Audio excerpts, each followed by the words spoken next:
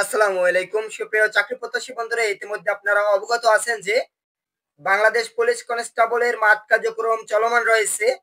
আজকের ভিডিওতে বিস্তারিত দেখিয়ে দেওয়া হবে 20, 21 ও 22 আগস্ট 2025 তারিখে কোন কোন জেলার মাঠ কার্যক্রম অনুষ্ঠিত হবে।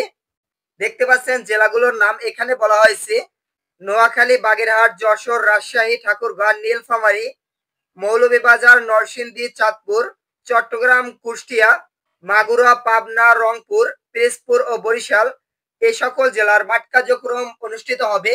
অর্থাৎ শারীরিক মাপ ও কাগজপত্র যাচাই, ফিজিক্যাল এন্ট্রান্স টেস্ট অনুষ্ঠিত হবে 20, 21 ও 22 আগস্ট 2025 তারিখে। আপনাদের মাঠ কার্যক্রম অনুষ্ঠিত হবে সকাল 8টা থেকে, অর্থাৎ আপনাদের 8টার পূর্বে মাঠে উপস্থিত থাকতে হবে। মাঠ কার্যক্রম অনুষ্ঠিত হবে নিজ জেলার পুলিশ লাইনে। এখানে 3 দিন যারা উত্তীর্ণ হবেন, অর্থাৎ 20, 21 ও 22 তারিখে যারা পরীক্ষায় উত্তীর্ণ হবেন, এদের লিখিত পরীক্ষা নেওয়া হবে 10 সেপ্টেম্বর 2025 তারিখে। এবং লিখিত পরীক্ষায় যারা উত্তীর্ণ হবেন, মনস্তাত্ত্বিক ও মৌখিক পরীক্ষায় তাদের অংশগ্রহণ করতে হবে। তাদের মনস্তাত্ত্বিক ও মৌখিক পরীক্ষা নেওয়া হবে 18 সেপ্টেম্বর 2025 তারিখ সকাল 10 ঘটিকা থেকে।